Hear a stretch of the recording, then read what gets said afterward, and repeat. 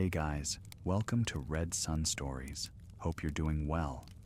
Tonight, a black cloud defies every law of nature as it settles over the Emperor's palace, and from within, it comes a cry that freezes the blood of every soul in Kyoto. So, before you get comfortable, please take a moment to like the video and subscribe if you enjoy what I do here. Let me know in the comments what time it is for you. I would love to connect with you guys. Now, let's dive into tonight's story together. The Emperor could no longer sleep. For 3 nights, the same cry had echoed through the Imperial palace. You. Inhuman, plaintive, cutting through darkness like a blade through silk.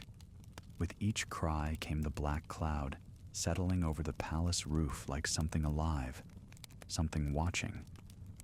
By morning, Emperor Konoe would wake fevered, trembling, speaking of nightmares that felt more real than waking. The court physicians tried every remedy. Buddhist priests chanted sutras until dawn. Onmyoji performed elaborate exorcisms with paper talismans and sacred mirrors. Nothing worked. The Emperor grew weaker each night, and the thing in the darkness grew bolder. In his nightmares, Konoe saw eyes, not human eyes, not animal eyes, but something that combined the worst of both. They watched him from corners where moonlight couldn't reach, from the spaces between ceiling beams, from the depths of the black cloud that descended each midnight. Sometimes he glimpsed a face twisted in expressions no natural creature should possess.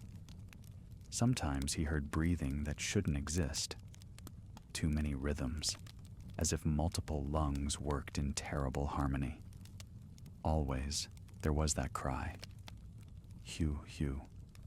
The sound a nightbird makes, but wrong, laden with malice and hunger, and something older than the palace itself. The court was paralyzed with fear. Emperor Konoe, who had reigned since 1142, was more than a man. He was the living symbol of divine order, the son of heaven, the axis around which the realm turned. If something could reach through all the sacred protections to torment him in his own chambers, what did that say about the stability of the empire itself? The late Heian period was already fracturing, the great clans jockeying for power, the Taira and Minamoto lineages circling like wolves, sensing wounded prey. And now this, supernatural affliction, striking at the very heart of imperial authority. Finally, in desperation, they summoned Minamoto no Yorimasa, master archer, descendant of demon slayers, the only warrior they trusted with an arrow near the emperor's chambers. He arrived at the palace as dusk fell on the 4th night, carrying a bow that had belonged to his grandfather and an arrow that had been in his family since his ancestor Minamoto no Yorimitsu, the legendary Raiko who had slain the demon Shuten Doji on Mount O. The arrow's head had been forged from steel, inherited through 4 generations. Its shaft was bamboo cut on a sacred mountain. Its fletching came from the tail feathers of a mountain bird killed with a prayer.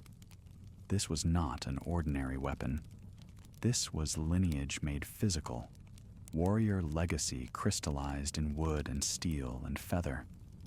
That night, as midnight approached, Yorimasa knelt in the palace gardens with his loyal retainer Ino Hayata at his side. The sacred arrow was notched and ready. Above them, against the stars, the black cloud was already forming. Hugh, came the cry, distant yet somehow impossibly close. Hugh! And Yorimasa understood, with the clarity that comes before facing the incomprehensible, that whatever happened in the next hour would determine whether the emperor lived or died, whether order held or chaos reigned, whether some fundamental barrier between worlds remained intact or shattered forever. The incense-heavy air of the palace seemed to thicken. Silk rustled in corridors where courtiers hid and prayed. Moonlight painted the gardens in shades of silver and shadow. and somewhere above the Imperial Palace, something ancient and terrible was descending. The thing about monsters, Yorimasa had learned from his grandfather's stories, was that they always appeared during times of weakness. Not the weakness of individuals, though that mattered, but the weakness of order itself, when the bonds that held society together began to fray, when the protocols that maintained harmony started to fail, when the very idea of imperial authority began to seem more fiction than fact. That was when the darkness found its way through. And the darkness, his grandfather had said, often took forms that reflected the chaos of the age. Combined things, chimeric things, creatures that shouldn't exist but did, because the boundaries between what should be and what was had grown dangerously thin. Yorimasa had served 8 different emperors during his lifetime. He had seen the Heian court at its zenith and witnessed its slow, inexorable decline. He understood that what haunted Emperor Konoe was more than just a supernatural threat. It was a symptom of something deeper, a manifestation of the Empire's fracturing unity. The creature crying "Hugh, Hugh" in the darkness was chaos given form, instability made flesh, the accumulated fears of a court that no longer quite believed in its own divine mandate. But understanding the symbolism didn't make the arrow lighter in his hand, or the weighting easier to bear. The black cloud continued to coalesce above the Imperial Palace, moving against the natural wind, defying every law of nature Yorimasa understood. It gathered and thickened, and took on an almost solid quality, as if smoke could become muscle, as if darkness could develop intent. The cry came again. "Hugh, Hugh." And now Yorimasa could hear the wrongness in it. The way the sound seemed to come from multiple throats at once. The underlying growl beneath the bird-like call. Beside him, Ino Hayata's hand rested on his sword hilt.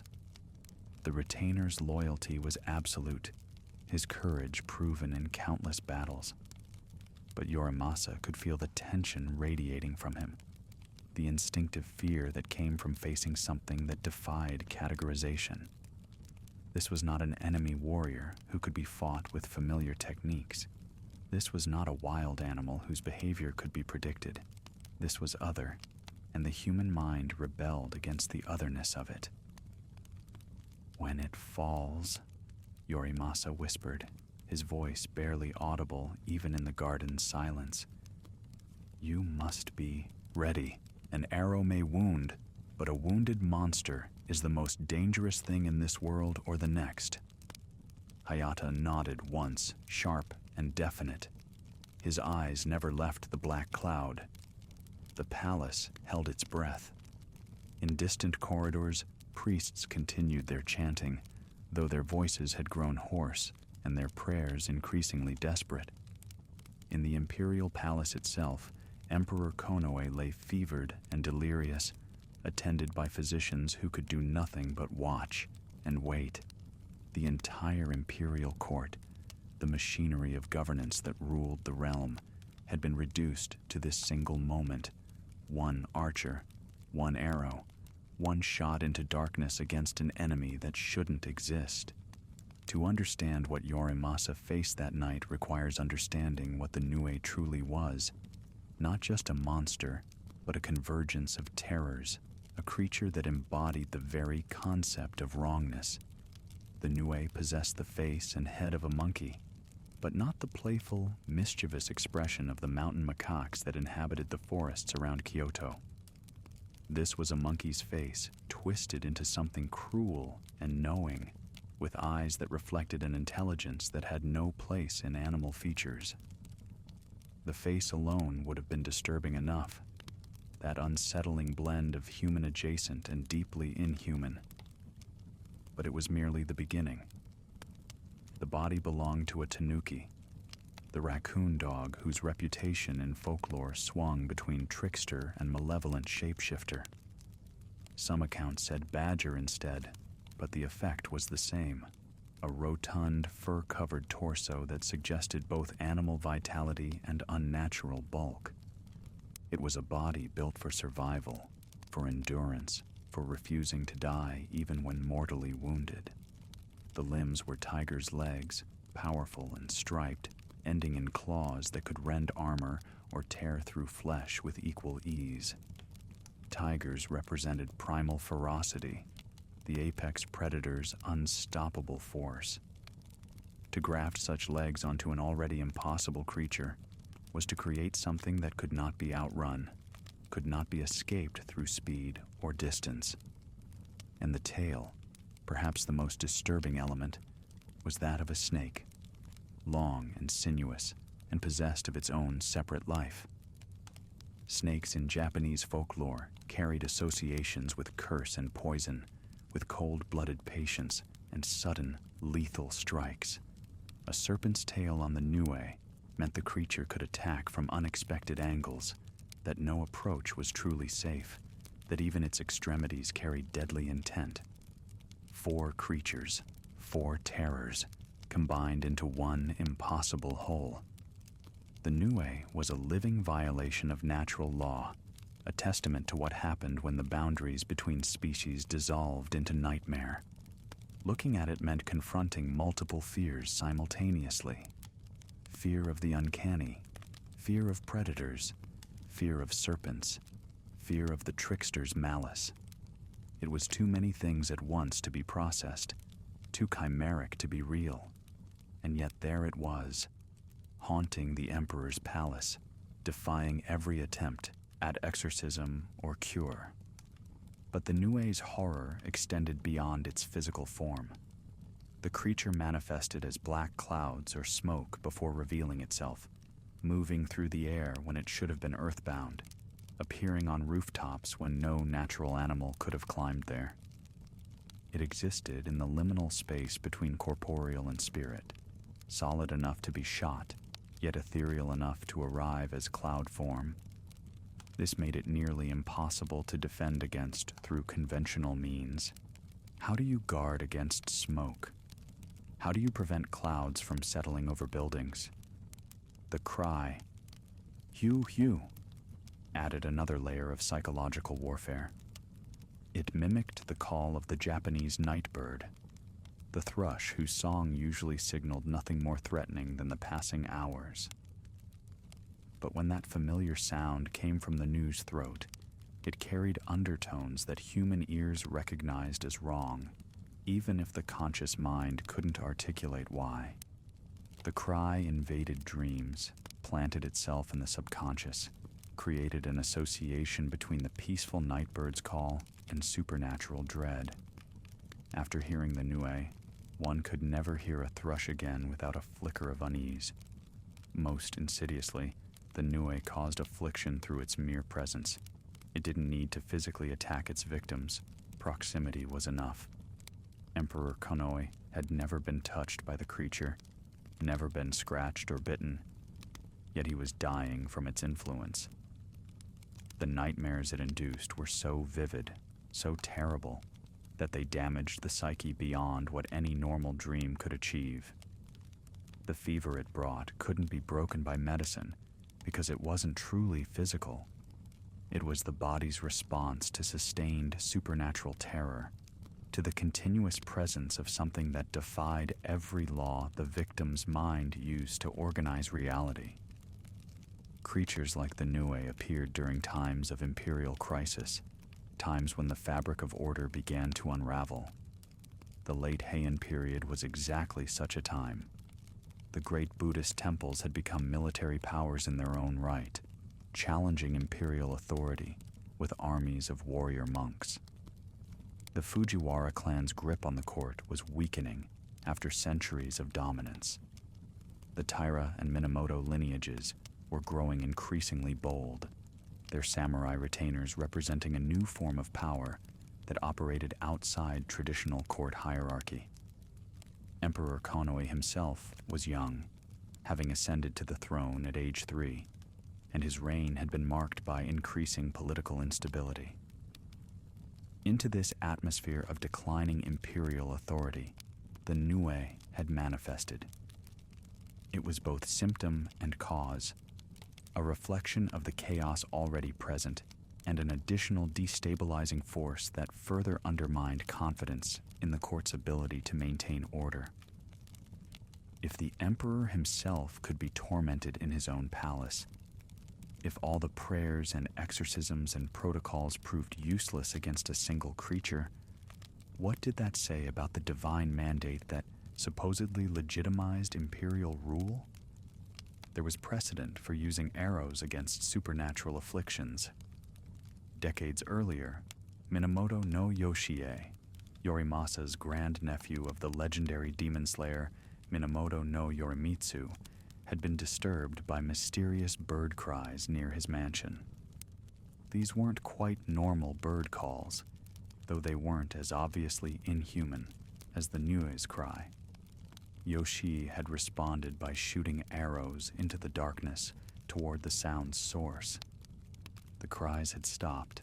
Whether he'd hit something or simply driven it away was never determined, but the precedent was established. Sometimes, when prayers failed, a warrior's arrow succeeded where spiritual intervention could not. This precedent gave the court permission to summon Yorimasa to allow a warrior to bring weapons into the sacred precincts of the imperial palace.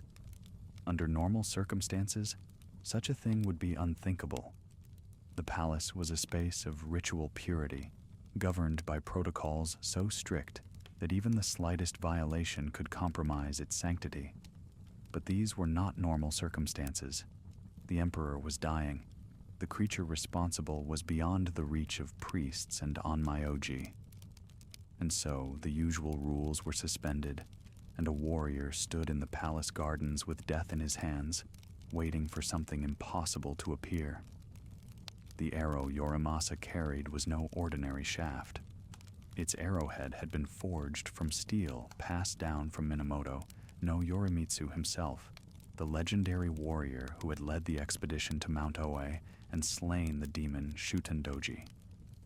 Yorimitsu had been more than just a great warrior.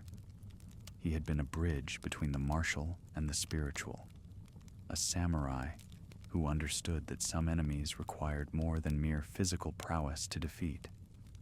The steel of his weapons had been consecrated, imbued through both craft and ceremony, with properties that extended beyond the material. The arrow's shaft was bamboo, but bamboo cut from a sacred grove with proper prayers and offerings. Bamboo grew with remarkable straightness and flexibility, making it ideal for arrows, but more than that, it was considered spiritually resilient, resistant to corruption and decay.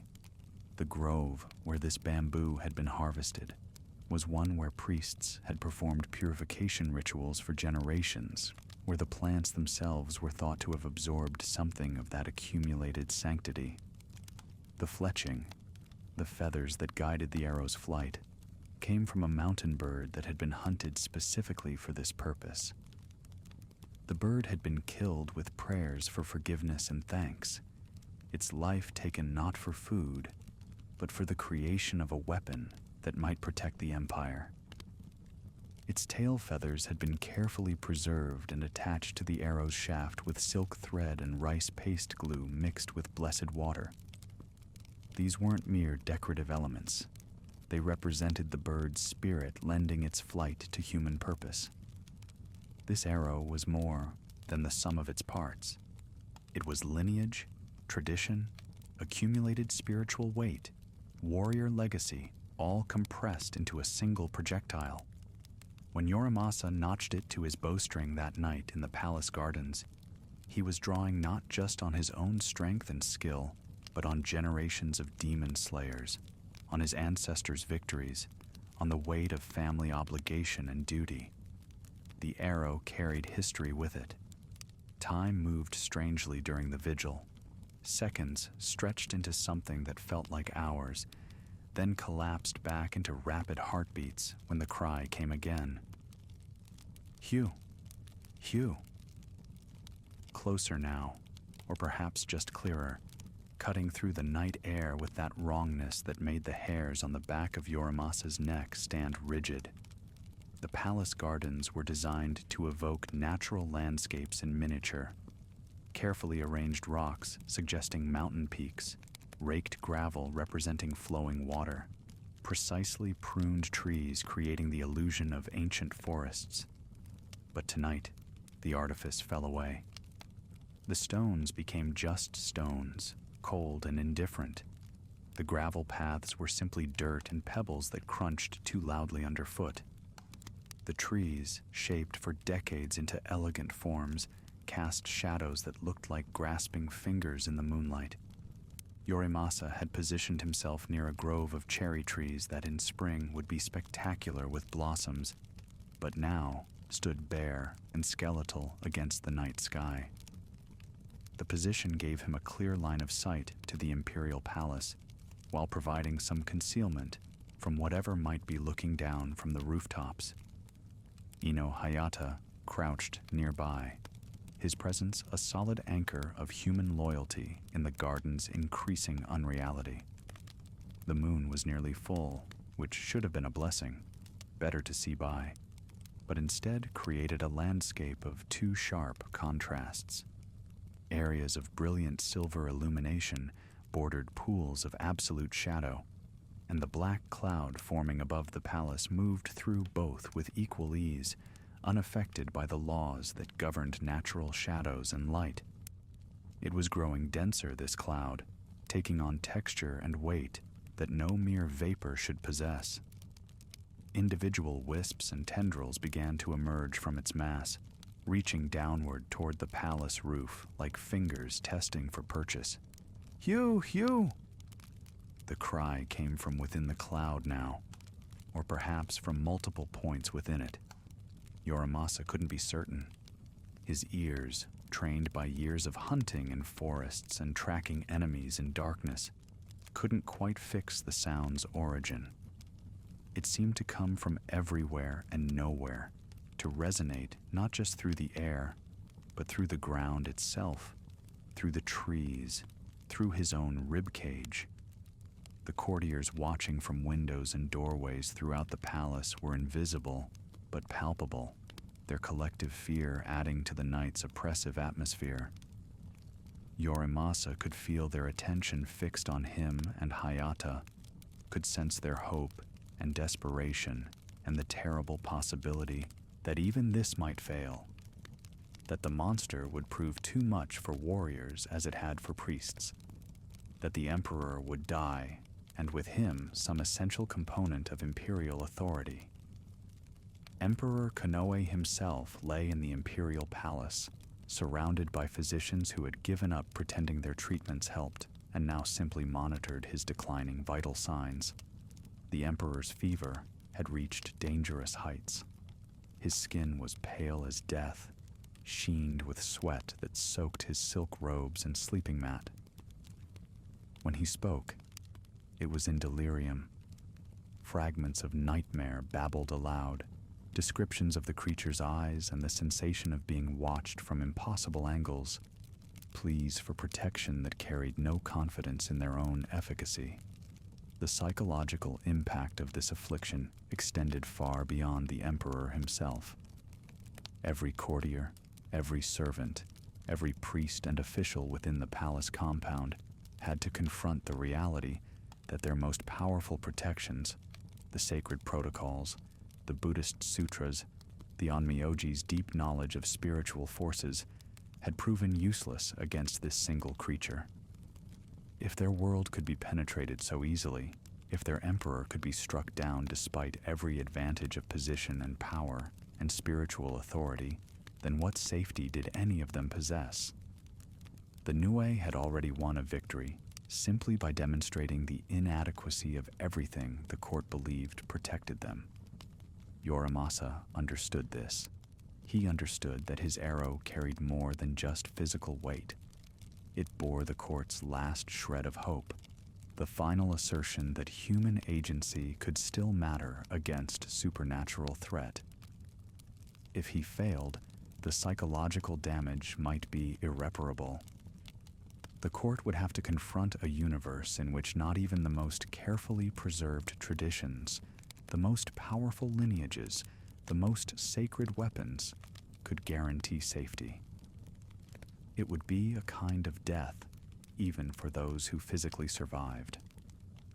The bow in his hands was the same weapon his grandfather had used, had taught him to use starting when Yorimasa was barely old enough to hold it steady.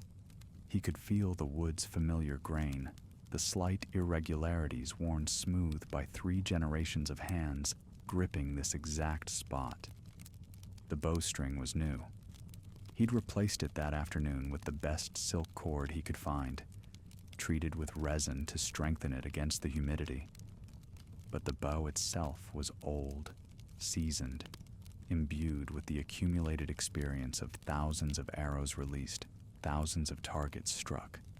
Drawing a bow required not just physical strength, but proper breath control, mental clarity, the ability to shut out distraction and focus only on the precise moment of release. Yorimasa had trained for this his entire life, but he'd trained for battles against human enemies, for hunting deer and boar in forests, for ceremonial exhibitions where the target was paper or wood.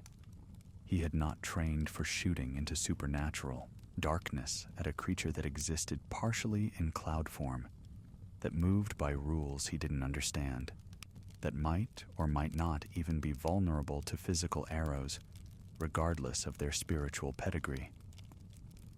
Hugh, Hugh. The cry was directly above the Imperial palace now. The black cloud had settled onto the palace roof like a living thing, its tendrils wrapping around the curved tiles and wooden beams, its mass pressing downward as if trying to force its way through the building itself. Somewhere within that darkness, the Nue moved. Yorimasa caught glimpses of it, suggestions of shape, hints of form, but nothing clear enough to aim at. It was like trying to shoot fog, except fog didn't look back at you with eyes that reflected moonlight in shades of amber and red. This was the moment. Not ideal. He would have preferred a clear target, a certainty of aim. But the Emperor was dying and might not survive another night, and the Nue seemed to grow bolder with each passing hour. If Yorimasa waited for perfect conditions, he might wait until Emperor Konoe's corpse was being prepared for burial, and the creature had established itself as permanent fixture of the palace, an unkillable presence that would haunt every future emperor until the dynasty itself collapsed. Yorimasa stood slowly, the bow coming up in a motion so practiced it was nearly unconscious. The sacred arrow was already notched. His right hand drew the bowstring back, feeling the increasing resistance as the weapon stored energy, as generations of warrior discipline compressed into this single moment of potential. His left hand held the bow's grip with exactly the right pressure. Too tight, and the release would be jerky. Too loose, and the bow would twist, but perfectly firm, and the arrow would fly true. He breathed in deeply, held it, let it out slowly through his nose. His heartbeat slowed. The garden's sounds faded. The courtier's watching presence receded. Even Ino Hayata, crouched just a few feet away, seemed to become distant. There was only Yorimasa, the bow, the arrow, and the black cloud on the roof, where something impossible moved. The Nue shifted within its cloud, and for just an instant, a fraction of a heartbeat, Yorimasa saw it. Not clearly, not completely, but enough. The outline of something massive, something chimeric, something that hurt to look at because the eye couldn't quite process what it was seeing. Monkey face twisted in the darkness, tiger legs tensing, snake tail coiling, all of it wrong, all of it impossible, all of it there. Yorimasa released the arrow.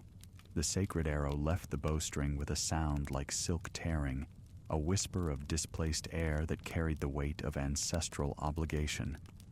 For a moment, suspended, eternal, It hung illuminated by moonlight, the steel arrowhead gleaming silver white, the bamboo shaft true and straight, the mountain bird's tail feathers spread to guide its flight. Then it vanished into the black cloud above the Imperial palace, and time collapsed back into normal flow.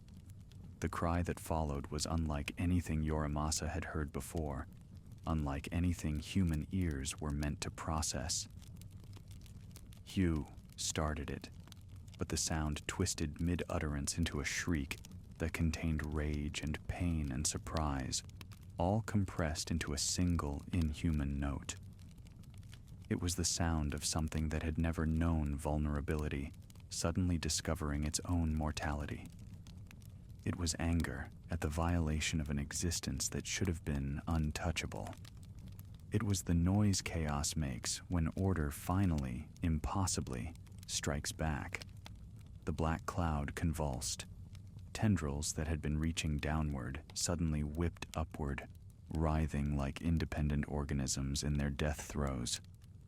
The mass of supernatural darkness that had seemed so solid, so permanent, began to dissipate, not evenly but in chunks, in torn fragments, as if the Nue's control over its cloud form was failing. And through the gaps, falling with the terrible certainty of something heavy suddenly subject to gravity, the creature itself tumbled from the roof. It hit the ground near the northern edges of Nijo Castle, with an impact that Yorimasa felt through the soles of his feet, a dull thud that carried implications of mass and substance far beyond what should have been possible. The creature had been real enough to fall, solid enough to strike Earth with force, despite its cloud form manifestation. This confirmed what the arrow's successful strike had already suggested. The Nue existed physically, could be wounded, could potentially die. Ino Hayata was moving before Yorimasa could call out, his loyalty and training overriding any instinct for self-preservation. The retainer sprinted across the palace grounds toward where the Nue had fallen, his sword already drawn, his purpose singular and absolute. Finish the wounded creature. Deliver the killing blow.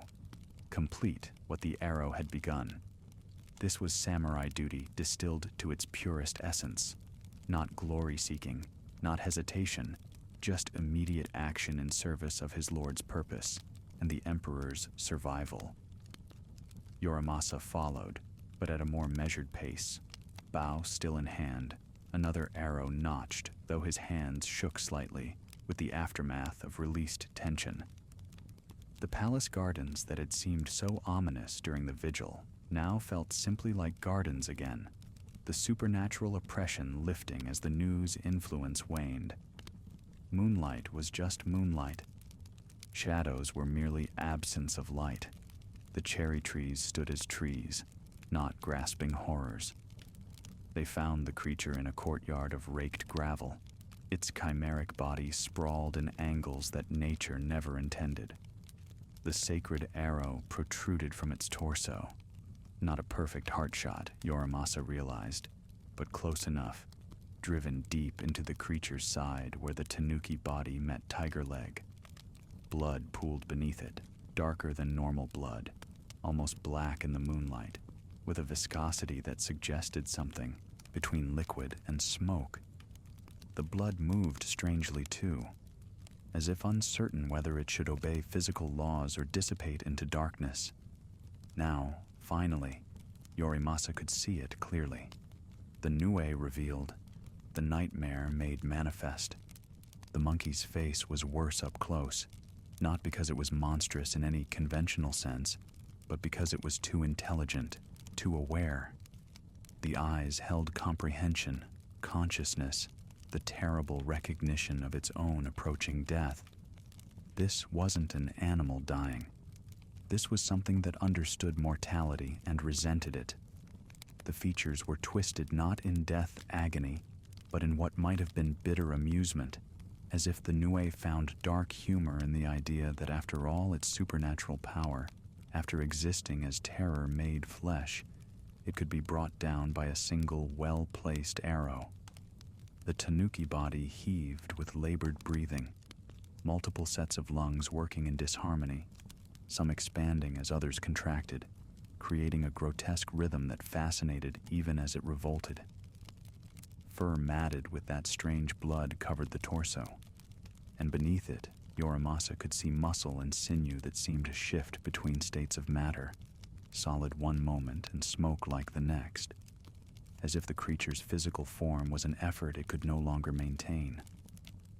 The tiger's legs were magnificent even in death, powerful, striped, ending in claws that had scraped deep furrows in the courtyard gravel when the creature fell.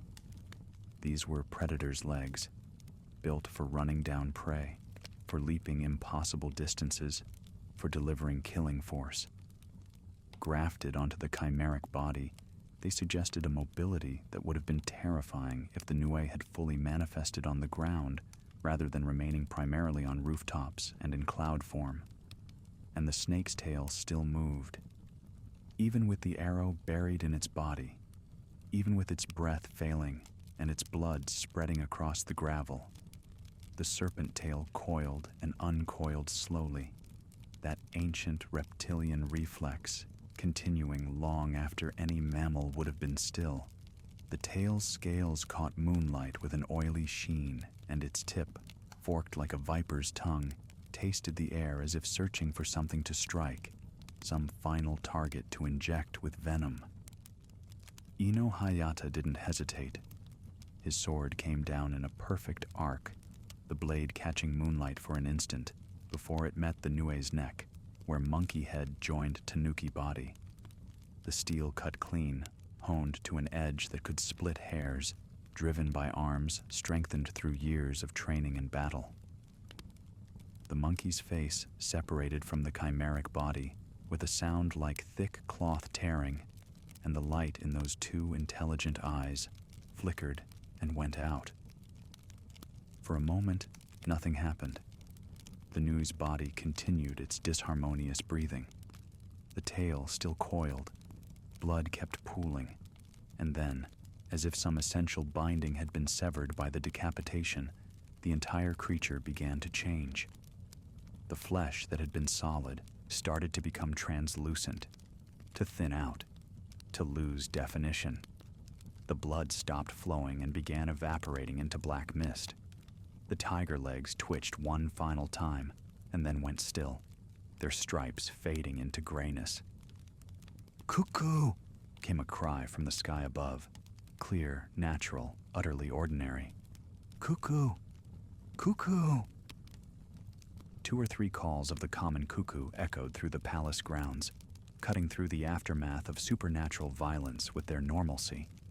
In Japanese tradition, the cuckoo's call was a signal of peace, of the restoration of natural order. To hear it now, in this moment, was a confirmation that whatever barrier between worlds the Nue had represented was closing again, that the proper boundaries between natural and supernatural were reasserting themselves.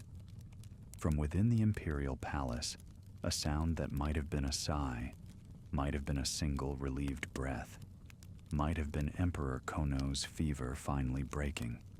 The palace's oppressive atmosphere lifted like fog burned away by morning sun, though the sun itself was still hours from rising.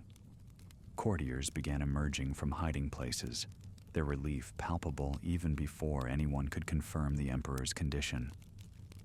The physicians attending Konoe found his fever gone, his pulse steady, his skin returning to normal temperature and color. The nightmares that had gripped him for 3 nights released their hold. He slept, truly slept, peacefully, without the thrashing and delirious mutterings that had characterized his previous attempts at rest. The supernatural affliction had ended with the Nue's death, confirming what everyone had suspected. The creature and the Emperor's illness had been inextricably linked. Yorimasa stood over the Nue's dissolving corpse, bow still in hand, feeling the weight of what had just occurred. He had succeeded. The Emperor would live. The court's faith in its ability to protect itself had been partially restored. The arrow had flown true. The warrior's duty had been fulfilled.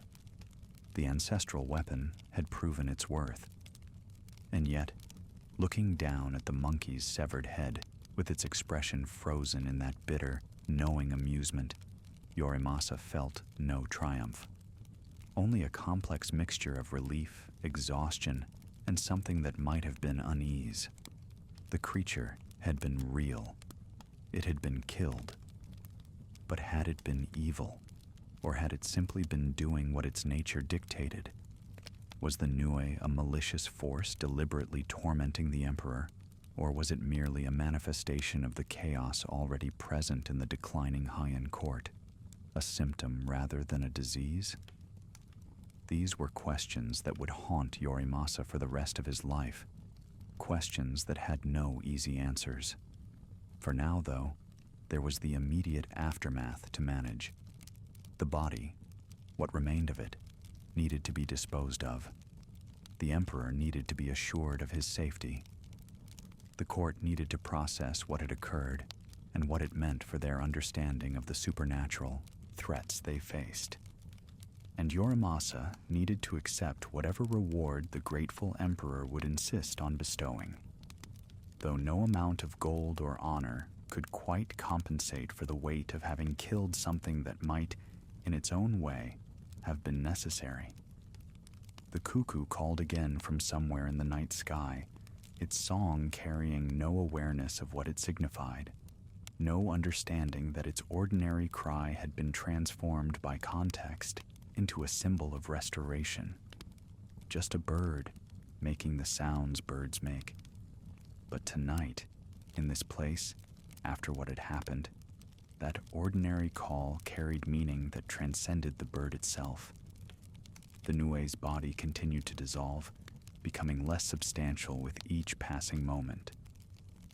Soon there would be nothing left but the memory of its existence, the story of its death, and the questions about what it had truly been, and whether its passing had solved anything or merely postponed the next manifestation of the chaos it represented.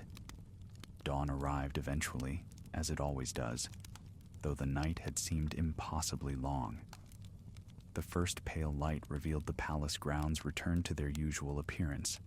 No sign of blood on the gravel, no trace of the Nue's dissolution, only the sacred arrow lying where it had fallen. When Hayata's sword had finished the work, the arrow had begun. Yorimasa retrieved it carefully, noting that the arrowhead remained unblemished, the bamboo shaft unbroken, the mountain bird's feathers intact. The arrow had fulfilled its purpose and survived, a small miracle in itself. Emperor Kono woke naturally as sunlight touched his chambers, the first unforced awakening in 4 days. The physicians monitoring him found all his vital signs normal, his mind clear, his strength already beginning to return. He asked immediately what had happened, and when told that Minamoto no Yorimasa had shot the creature from the palace roof and Ino Hayata had delivered the killing blow, he insisted on seeing both warriors immediately, despite his advisor's protests about proper protocol and the Emperor's need for rest. The audience took place in a smaller chamber than would usually be used for Imperial rewards, as Konoe was still too weak for the formal throne room's elaborate protocols. But even in his reduced state, wearing sleeping robes instead of ceremonial garments, the Emperor carried an authority that had been absent during his illness. The supernatural affliction had stripped something away, but its removal had also restored something fundamental. The sense that the Emperor was more than just a man, that he embodied an office and a legacy that transcended his personal vulnerability. Yorimasa and Hayata knelt before him, heads bowed, waiting. The chamber was quiet, except for the sound of morning birds. Ordinary birds, their songs carrying no ominous undertones, and the rustle of silk as courtiers shifted position. You have saved our life, Emperor Konoe said, his voice still slightly hoarse but firm enough. You have destroyed a threat that all our priests in Onmyoji could not touch. You have restored peace to our palace and our sleep. Such service requires recognition beyond mere words. He gestured, and an attendant came forward carrying a sword in its scabbard, wrapped in silk that had been embroidered with gold thread depicting lions in traditional Chinese style. Even sheathed, the weapon radiated quality. The scabbard's lacquer work alone represented months of master craftsmanship, but what it contained was far more valuable. This is Shishio, the Emperor continued. Lion King. It belonged to our grandfather, who received it from his grandfather, who commissioned it from a swordsmith whose name is itself a legend. The blade was forged from steel folded 10,000 times, quenched in sacred water, blessed by priests of 3 temples. It has never been wielded in anger, never tasted blood, yet every warrior who has held it speaks of its perfection. The attendant placed the wrapped sword before Yorimasa, who made no move to touch it immediately. Accepting such a reward meant accepting the weight of imperial favor, the obligation such generosity imposed, the burden of being the warrior who killed the Nue. This was not just a sword, but a symbol, a statement about Yorimasa's place in the court's hierarchy, a gift that would define his legacy. We bestow Shishio upon Minamoto no Yorimasa, Emperor Konoe formally declared, in recognition of extraordinary service, in gratitude for our life, and in acknowledgement that the warrior's duty sometimes succeeds where spiritual intervention fails. May this sword serve you as well as your arrow served us. Yorimasa bowed lower, forehead touching the floor, before carefully accepting the wrapped sword. The weight of it was substantial, not just the physical weight of steel and scabbard, but the accumulated significance of imperial favor, ancestral prestige, master craftsmanship. Your Majesty honors this unworthy servant beyond all measure, he said, the formal words carrying genuine emotion beneath their ritual phrasing. I accept Shishio with gratitude, and the promise that it will never be drawn except in service of justice and order. The Emperor nodded, satisfied, and then turned his attention to Ino Hayata. And you, loyal retainer, who rushed toward danger without hesitation, who delivered the killing blow while others watched from safety. What reward would you have? Hayata's answer was immediate and unwavering. To continue serving Lord Yorimasa, Your Majesty. This is all I desire. The simplicity of this response seemed to please Konoe even more than elaborate requests would have. He authorized a substantial payment of gold to Hayata, along with a formal commendation that would be recorded in the court's official records, ensuring that history would remember not just Yorimasa's arrow, but the retainer's sword that completed the deed. The audience concluded with Konoe offering a final observation. The creature is gone, but the question of what drew it here remains. We live in troubled times. The court's unity is strained. The great clans maneuver for advantage. Perhaps such conditions invite supernatural manifestations. Perhaps by strengthening our worldly order, we prevent otherworldly intrusions. It was a remarkably perceptive statement, one that acknowledged the symbolic dimension of the Nue's appearance and death. The Emperor understood that his affliction had been more than personal, that the creature had represented something about the state of the realm itself.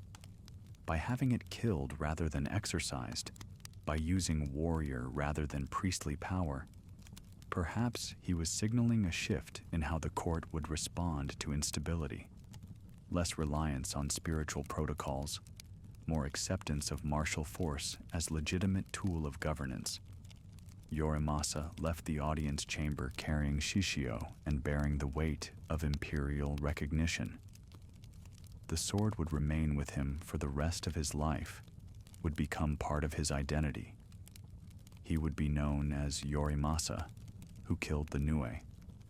Yorimasa, who received the Lion King's sword, but what seemed like pure triumph in that moment would, over the decades to come, prove to be more complicated. Fame of this magnitude created expectations, obligations, pressures that could not be easily satisfied, and the Nue itself, though physically destroyed, might not have been finished with him. What to do with the corpse? This question, seemingly practical, carried immense symbolic weight. The Nue was dead, or seemed to be, its body dissolving but not completely vanishing. But disposing of its remains required care. Simply burying it in palace grounds felt dangerous, as if the location might become cursed. Burning it seemed equally risky, as the smoke might carry the creature's malevolence into the air. The courtiers debated options with unusual nervousness, aware that improper disposal could invite the Nue's revenge in some spectral form. Finally, someone suggested the river. Let the water carry the corpse away from the capital, away from the palace, away from the emperor it had tormented. Rivers in Japanese tradition served as boundaries between worlds, pathways for spirits, purifying forces that could cleanse corruption. The Kamo River ran through Kyoto and joined the Yodo River, which eventually reached the sea. If the Nue's body traveled that route, it would move from the sacred center of imperial authority through increasingly mundane spaces until finally reaching the ocean's vast anonymity. Kyoto's residents, when informed that the creature's corpse would be floated down their river, responded with mixed fear and fascination. No one wanted to be near it, but everyone wanted to see it before it disappeared. The city's fishermen and boatmen absolutely refused to transport it themselves, terror overriding even substantial payments offered by court officials. Eventually, it was decided that the body would be placed in a simple dugout canoe, a hollowed log used by the poorest river workers, essentially disposable, and set adrift to travel on the current alone.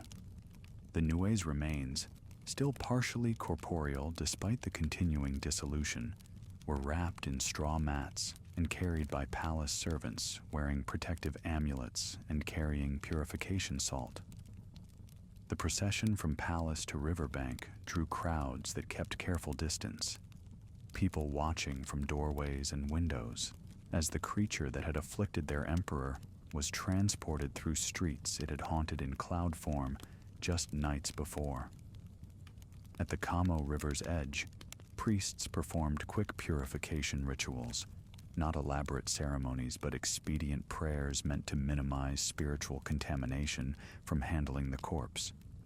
The body, wrapped in its straw mats, was placed in the dugout canoe along with stones to weight it down slightly, though not enough to sink it immediately. The hope was that the river's current would carry it downstream before the body became waterlogged enough to submerge. They pushed the canoe into the current as sunset painted the water orange and red. The small vessel caught the flow immediately, spinning slightly before orienting downstream and beginning its journey. People lined the riverbanks watching it go, some making protective gestures, others simply staring with the complicated expressions of those witnessing something simultaneously fascinating and disturbing. The canoe floated through Kyoto as darkness fell, passing under bridges where curious citizens had gathered despite warnings to stay away.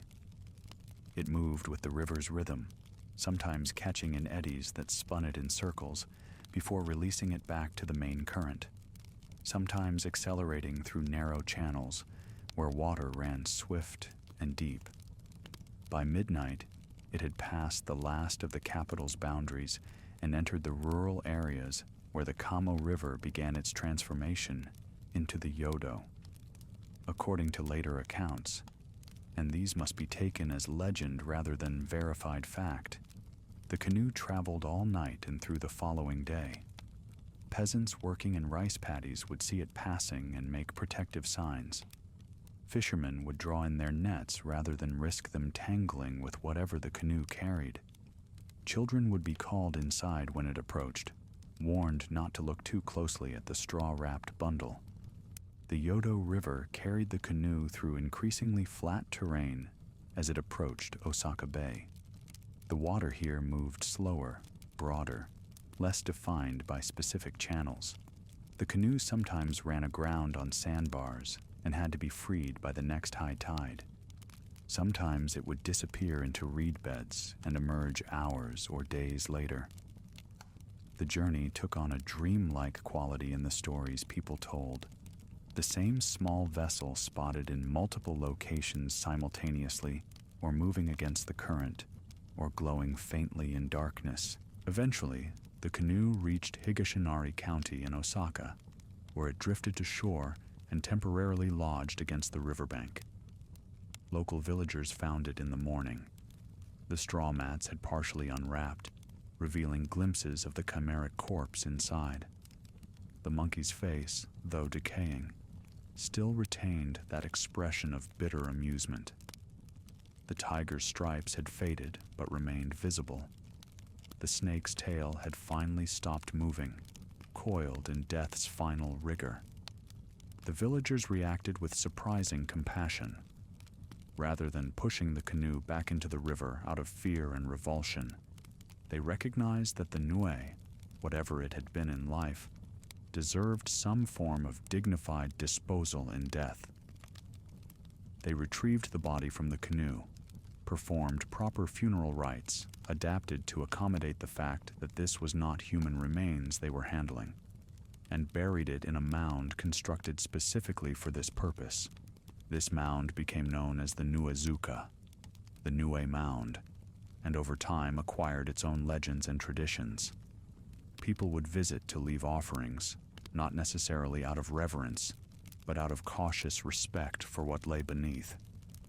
The mound became a landmark, a physical reminder that the supernatural had once walked among them, had died among them, and might still linger in some form within the earth.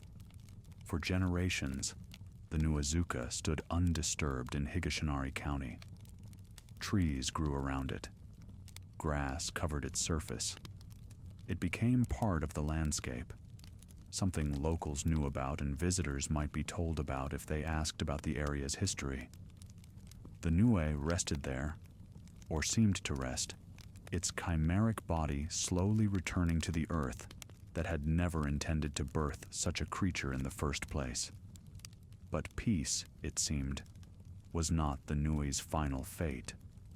During the Meiji period, centuries after the creature's death, when Japan was transforming itself from feudal society to modern nation, someone decided the mound should be removed. Perhaps they didn't believe the legends. Perhaps they needed the land for development. Perhaps they thought the old superstitions had no place in a modernizing country. Whatever the reason, workmen were hired to tear down the Nuezuka and level the ground. According to the accounts that emerged afterward, the moment they began digging into the mound, strange things started happening. Workers fell ill with fevers that medicine couldn't touch, the same supernatural affliction that had struck Emperor Kono 700 years earlier. Equipment broke in impossible ways. Accidents multiplied beyond statistical probability. Animals in the area became agitated, crying out at night with sounds that reminded old residents of the stories their grandparents had told about the Nue's distinctive hue call. Most disturbingly, people near the excavation site began reporting nightmares, vivid, terrible dreams of a chimeric creature with a monkey's face and tiger's limbs, dreams that felt more like memories than imagination, dreams from which they would wake sweating and trembling, and unable to shake the sensation of being watched by something that combined the worst aspects of multiple predators. The project was abandoned. The partially destroyed mound was hastily rebuilt, workers doing so with a desperation that suggested genuine fear rather than mere superstition. Priests were called to perform elaborate purification rituals and offer apologies to whatever spirit resided there. Fresh offerings were placed: rice, sake, flowers, incense, gifts meant to placate an entity that had been disturbed from its rest. The nightmares stopped. The accidents ceased. The fever broke among those who had fallen ill. And the rebuilt Nuazuka stood once again, now with a reputation even more fearsome than before. This was not just the burial place of a monster killed in 1153. This was an active site where the Nue's spirit remained present, protective of its rest, capable of reaching out to punish those who disrespected it. But the Nuezuka in Osaka was not the only site claiming to be the Nue's final resting place. Other legends emerged, each with its own version of what happened to the creature's corpse, each suggesting that perhaps the body in the dugout canoe had traveled further than anyone realized, or had fragmented, or had never been fully physical to begin with. Some accounts say the corpse never made it to Osaka at all, but instead washed ashore at different points along the river's journey, with different communities handling the disposal in different ways. This multiplicity of burial sites created a strange geography of Nue legends, as if the creature's death had been less a single event and more a distribution of supernatural remains across the landscape. In Kyoto itself, tradition held that at least part of the Nue was buried at Kiyomizu-dera, the famous temple built on wooden pillars extending from a hillside.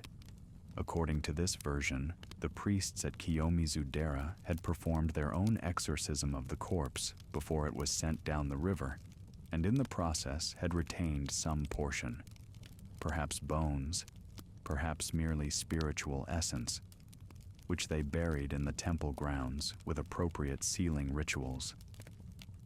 For centuries, this burial remained undisturbed and largely forgotten.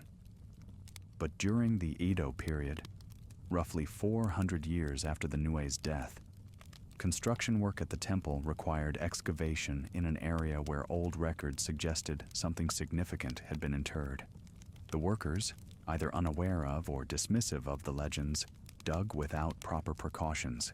They unearthed what appeared to be ancient bones, but bones that didn't quite match any known animal's anatomy.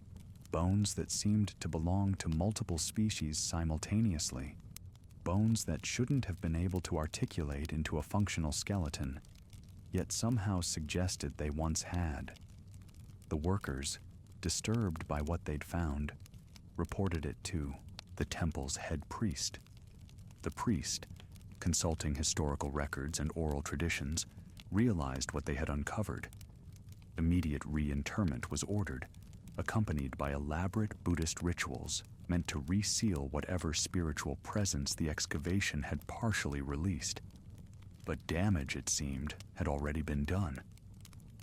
For months afterward, the temple area experienced unusual phenomena: strange sounds at night, objects moving without human agency, visitors reporting feelings of being watched by something that remained just beyond the edge of vision.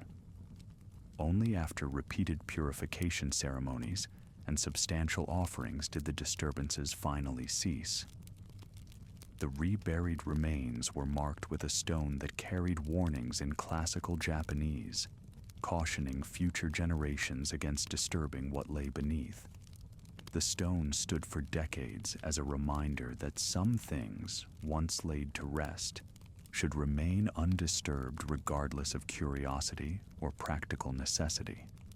But perhaps the most famous alternative legend involved not a burial at all, but a transformation, the story of how the Nue's spirit became a horse. According to this version, which circulated primarily among the warrior class, who understood the importance of war horses. The Nue's spirit did not simply dissipate after death, but instead sought a form through which it could continue to influence events. The spirit merged with or manifested as a magnificent stallion, black as midnight, with eyes that held an unsettling intelligence. This horse somehow came into Minamoto no Yorimasa's possession. Some versions say it simply appeared in his stables one morning. Others suggest he captured it after a mysterious chase through moonlit forests. Yorimasa named the horse Kinoshita and found it to be the finest mount he had ever ridden. The stallion was faster than natural horses, braver in battle, seemingly tireless. But there was something uncanny about it. The way it would sometimes stare at Yorimasa with what looked like recognition. The way it would become agitated on certain nights when the moon was full. The way other horses would refuse to stable near it. Years passed. Yorimasa's fame grew, partly due to having killed the Nue, but also through subsequent military achievements. He served 8 different emperors during his lifetime, accumulating honors and influence, and always he rode Kinoshita, the black stallion that never aged, never faltered, never seemed quite natural despite its perfect performance. Then came Taira no Munamori, a powerful noble from the Taira clan that was increasingly dominating the imperial court. Munamori saw Kinoshita and desired it, as powerful men desire symbols of power. He offered to buy the horse at extraordinary price. Yorimasa refused. The stallion was not for sale at any cost. Munamori offered again, sweetening the deal with political favors and valuable gifts. Yorimasa refused again, more firmly. So Munamori simply took the horse. Used his political influence and the Taira clan's military superiority to seize Kinoshita by force, ignoring Yorimasa's protests and the traditional warrior codes that should have prevented such theft. It was an insult that could not be overlooked, a violation that demanded response. Yorimasa, then in his 70s but still formidable, raised an army against the Taira clan. His rebellion failed. The Taira were too powerful, their position too secure. But Yorimasa's uprising contributed to the tensions that would eventually explode into the Genpei War, the massive conflict between the Taira and Minamoto clans that would reshape Japan's political structure. In 1180, during the Battle of Uji Bridge, Yorimasa found himself surrounded by Taira forces with no chance of escape or victory. He performed ritual suicide, seppuku, rather than face capture, composing a death poem before cutting his own abdomen in the warrior's traditional manner of self-execution. He was 74 years old, still remembered as the man who killed the Nue, now dying in defeat after a lifetime of service. But here's where the legend becomes darkest. Some said that Kinoshita, the black stallion, had always been the Nue's spirit in horse form, that the creature had never truly died, but merely changed shape, waiting decades for the opportunity to revenge itself on the warrior who had shot it from the sky. By becoming Yorimasa's prized possession, by making itself indispensable to his military success, by ensuring that its theft would be an insult Yorimasa could not ignore, the Nue-as Kinoshita had orchestrated the old warrior's destruction. Yorimasa had gained fame and the sword Shishio by killing the Nue. But the Nue, patient as only supernatural entities can be patient, had ultimately claimed Yorimasa's life in return. The creature shot down in 1153 had taken its vengeance in 1180, proving that some debts take decades to be paid, that some monsters cannot be truly killed, but only temporarily defeated. Whether this legend was true, or merely a symbolic way of understanding how Yorimasa's triumph over the supernatural eventually led to his worldly downfall, it persisted. warriors would tell the story as a cautionary tale about the price of fame, about the dangers of supernatural involvement, about how killing monsters might win immediate rewards but create long-term consequences that extend beyond human lifespans. Another set of legends placed the Nue's final resting place near Lake Hamana in Shizuoka Prefecture, far to the east of Kyoto. According to these accounts, when the creature was shot from the palace roof, its body didn't simply fall intact, but rather exploded or fragmented in midair, with different pieces landing in different locations along its trajectory. The western shore of Lake Hamana became associated with various place names that seemed to reference the Nue's anatomy. There was Nueshiro, which might be translated as Nue's Castle or Nue's Place. There was Dozaki, possibly meaning torso point, where the main body was said to have fallen. Hanahira suggested wing flat or feather flat, though the Nue had no wings in the traditional descriptions. Perhaps the term referred to the black cloud form's dissipation.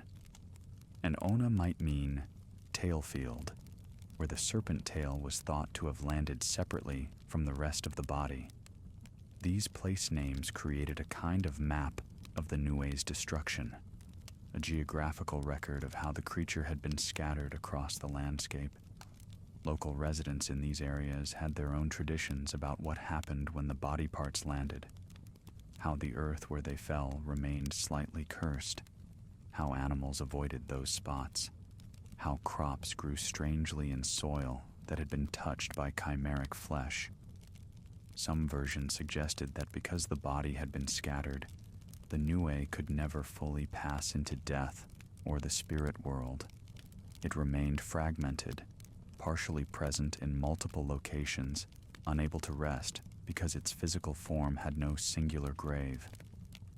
This explained why the Nue's ghost appeared in stories and no plays, not as a resurrected threat, but as an entity stuck in liminal existence, neither fully dead nor able to return to life, eternally fragmented across the landscape it had once haunted. But perhaps the most poignant legend about the Nu's true nature came from Kumakogen in Ehime Prefecture, a version so different from the others that it transformed the entire narrative from monster slaying to tragedy. According to this tradition, the Nue was not originally a supernatural creature at all, but Yorimasa's own mother. The story went that she had been consumed by hatred for the Taira clan, which was gaining power at the Minamoto clan's expense. Her son, Yorimasa, was a skilled warrior, but lacked the recognition and advancement he deserved because the Taira dominated the Imperial court. In her desperate love for her son and burning rage at his lack of recognition, Yorimasa's mother went to Azoga Ike Pond and performed dark rituals, praying to transform herself into something that could force the court to acknowledge her son's abilities. Her prayers were answered, but in the terrible way such prayers often are in folklore. She became the Nue, the chimeric nightmare, her human form twisted into a combination of predators and tricksters, her motherly love perverted into something that resembled monstrosity. As the Nue, she haunted Emperor Kono, making him ill, creating a crisis that only a master archer could resolve. She ensured that the court would summon Yorimasa, that he would have the opportunity to demonstrate his skill before the highest authorities. When he shot his arrow into the darkness, when the sacred projectile struck her transformed body, she felt both the pain of being wounded and the satisfaction of knowing her sacrifice would elevate her son to prominence. The arrow that killed the Nue was shot by a son who didn't know he was killing his mother. The creature that fell from the palace roof died, knowing it had succeeded in its purpose.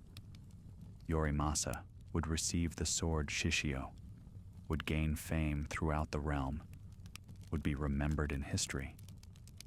The price was simply that the mother who had given him life now gave him glory through her death. After being struck, the legend said, the new mother returned to a Zoga-ike pond where her transformation had begun. She sank beneath the surface, returning to the water that had witnessed her prayers and her metamorphosis. There she became the pond's guardian spirit, neither fully dead nor able to return to human form, watching over the place where her love had become monstrous, where her maternal devotion had twisted into chimeric horror. This version of the story reframed everything. Yorimasa's triumph became tragedy. The monster became martyr. The court celebration became mourning. The question was no longer whether the new deserved to die, but whether love could justify such transformation, whether a mother's sacrifice, even one that took the form of becoming a nightmare to enhance her son's career, could ever be truly repaid or understood. These multiple legends, contradicting each other in specifics but all circling around the same event, suggested that the Nue's death was not a simple conclusion, but the beginning of a mystery that would never be fully resolved. Was the corpse in Osaka or Kyoto or scattered around Lake Hamana? Was the spirit in the pond at Kumakogan or transformed into a horse or fragmented across multiple locations?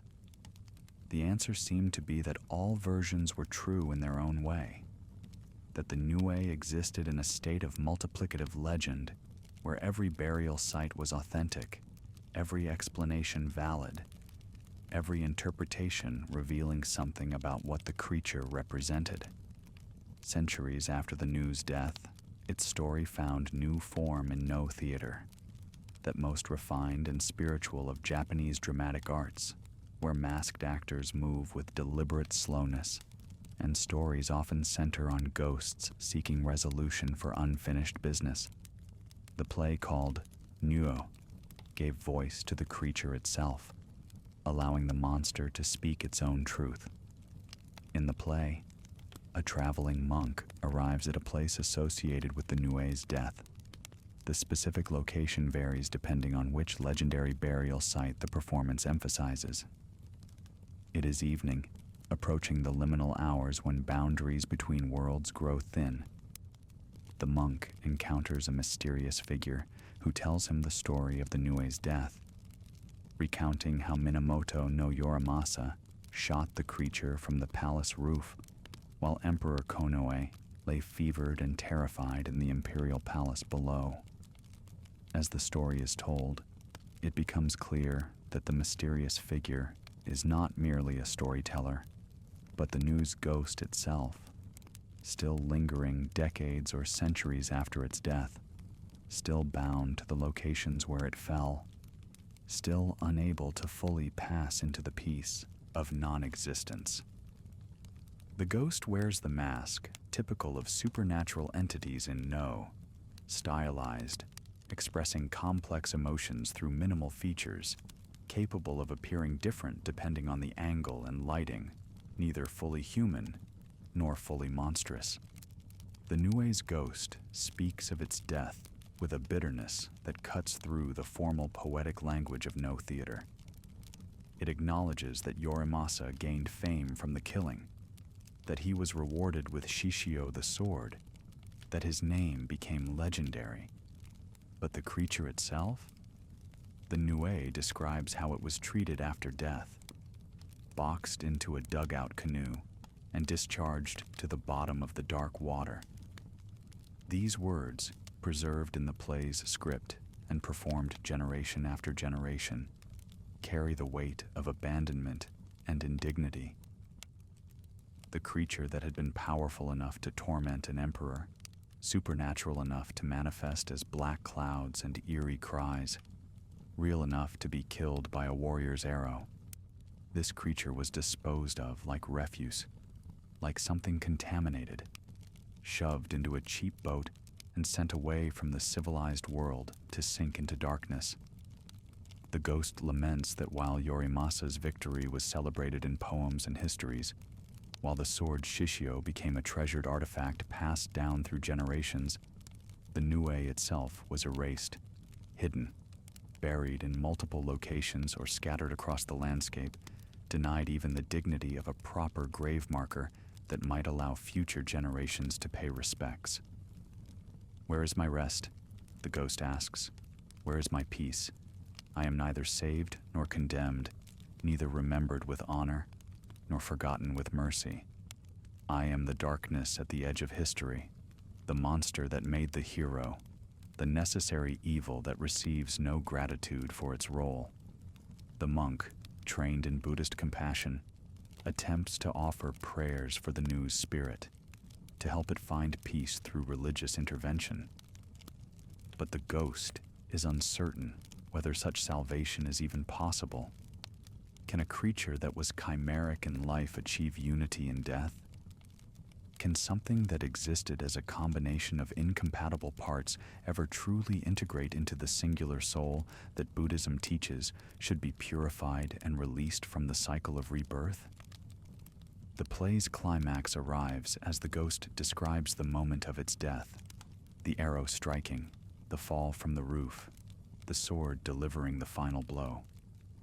But this time, the story is told from the Nue's perspective, and we understand for the first time what it felt to be that creature, the loneliness of being incomprehensible, of existing as something that violated every category, that belonged to no species and every species simultaneously. The burden of embodying chaos during a time of imperial crisis, of being the physical manifestation of everything wrong with late Heian society. The terrible consciousness that even while tormenting the emperor, the Nue was fulfilling a necessary function, forcing the court to confront its own vulnerability, demonstrating that spiritual protocols alone could not maintain order. And then the arrow, the sudden intrusion of pain into what had been an existence beyond pain, the violation of a being that had thought itself untouchable, the human weapon piercing supernatural flesh and proving that the boundaries between worlds could be crossed in both directions. If the Nue could reach from the supernatural into the human realm to torment the emperor, then humans could reach back with steel and wood and ancestral blessing to strike the Nue down. The fall is described in exquisite poetic detail, the sensation of tumbling through air that no longer supported the cloud form, the terrible return to gravity and physicality, the approaching ground that would receive the Nue's body, but not its spirit, and the final image, repeated throughout the play like a mantra, sinking into darkness together with the moon, begging to be saved and illuminated. This line encapsulates the Nue's tragedy. The moon, symbol of purity and enlightenment in Buddhist tradition, descending together with the monster into darkness, both light and shadow falling together. The ghost begs for salvation and illumination, but is unsure whether such things are possible for chimeric beings, for creatures that exist outside the normal categories that religions and philosophies use to organize existence. The play typically ends ambiguously. The monk's prayers may or may not have helped. The ghost may or may not have found peace. The Nue sinks again into darkness, or perhaps achieves some measure of release, or perhaps remains eternally liminal, eternally unresolved. Different performances emphasize different possibilities, but all preserve the essential uncertainty. What makes the No play powerful is how it transforms the Nue from monster to tragedy, from antagonist to misunderstood entity. The creature that seemed purely malevolent when tormenting Emperor Konoe becomes, in death, something worthy of compassion. Its monstrous nature is revealed as partly circumstantial. The Nue didn't choose to be chimeric, didn't ask to embody chaos, simply found itself existing as a violation of natural law during a time when such violations manifested more easily. the play raises uncomfortable questions about heroism and monstrosity. If the Nue was necessary for Yorimasa to become legendary, does the hero bear some obligation to the monster? If the creature was fulfilling a function, demonstrating the court's vulnerability, forcing recognition of military power over purely spiritual authority, does that change the moral calculus of killing it? If the Nue suffered in death, abandoned and unmourned while its killer received Imperial rewards, does that reflect a fundamental unfairness in how history treats monsters versus heroes? Generations of audiences have watched Nue and contemplated these questions. Generations of actors have donned the ghost's mask and given voice to the creature's lament. The play ensures that the Nue is not just the monster Yorimasa killed, but a continuing presence in Japanese cultural consciousness. A reminder that monsters have their own perspective, their own suffering, their own claim to be remembered with something other than pure horror. Minamoto no Yorimasa lived for nearly 3 more decades after killing the Nue, and those decades were filled with both glory and increasing tension. The sword Shishio remained at his side, a constant reminder of that night in 1153, when he had shot into darkness and brought down something impossible. The fame from killing the Nue opened doors throughout the imperial court, provided connections with powerful nobles, established him as a warrior of both physical prowess and spiritual legitimacy. He served 8 different emperors during his lifetime, an extraordinary achievement that required navigating complex court politics, maintaining relevance across multiple reigns, balancing relationships with the various factions that competed for influence. Each new emperor brought new advisors, new priorities, new challenges. But Yorimasa's reputation as the man who killed the Nue gave him a kind of permanent status that transcended individual administrations. Yet even as his personal career flourished, the Heian period's stability continued to erode. The Taira clan, led by the ambitious Taira no Kiyomori, consolidated power to an unprecedented degree. By the 1170s, Kiyomori's influence over the imperial court was so complete that he essentially ruled Japan despite not holding the title of emperor. He married his daughter to an emperor, placed his grandson on the throne while still an infant, controlled all major appointments and policies. The Taira had achieved what no warrior clan had managed before: effective dominance over the court that had traditionally been controlled by aristocratic civil officials. The Minamoto clan, Yorimasa's own lineage, found itself increasingly marginalized. There had been major setbacks. The Hogan Rebellion in 1156 and the Heiji Rebellion in 1159 had both ended disastrously for Minamoto interests, with key leaders killed and the clan's military power temporarily broken. Many Minamoto warriors had been executed, exiled, or forced into hiding. The survivors, including Yorimasa, had to carefully navigate a court now dominated by their traditional rivals. Yorimasa, by the late 1170s, was in his 70s, an old man by the standards of his era, but still vigorous, still respected, still carrying Shishio and the reputation of having faced supernatural evil and prevailed. He watched as younger Minamoto warriors began planning rebellion against Taira dominance.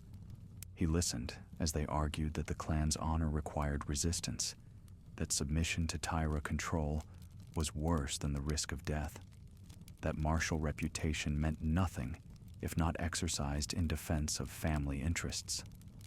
The theft of the horse, Kinoshita, by Taira no Munamori, whether that horse was literally the Nue's spirit or merely a valuable stallion, became a focal point for Yorimasa's personal grievances against the Taira. It was an insult that violated warrior codes, a demonstration that even a famous warrior like Yorimasa could be treated with contempt by the powerful Taira. If his horse could be stolen without consequences, what did that say about his status, about his clan status, about the meaning of all his service to 8 emperors? In 1180, Prince Mochihito, an imperial prince who had been passed over for the throne in favor of a Taira-backed candidate, issued a call for warriors to rise up against Taira no Kiyomori's tyranny. The prince reached out to surviving Minamoto leaders, urging them to support his claim and restore proper imperial order. This was the opening for rebellion that many had been waiting for, a legitimate imperial prince providing the political cover for what would otherwise be simple clan warfare. Yorimasa, despite his age, despite his comfortable position at court, despite decades of careful political navigation, decided to support Prince Mochihito. Some accounts suggest he did so out of genuine conviction that the Taira had overstepped acceptable bounds. Others suggest he was motivated by personal grievances like the stolen horse. Still others hint that he saw the rebellion as doomed but necessary, a final assertion of warrior honor, even in defeat. He raised an army, or more accurately, he lent his name and reputation to an army raised by younger Minamoto warriors and their allies. The force was substantial, but nowhere near strong enough to challenge the Taira's military dominance directly. The plan was to move quickly, to seize strategic positions before the Taira could fully mobilize their superior numbers, to leverage Prince Mochihito's imperial legitimacy, to draw support from wavering nobles. The plan failed almost immediately.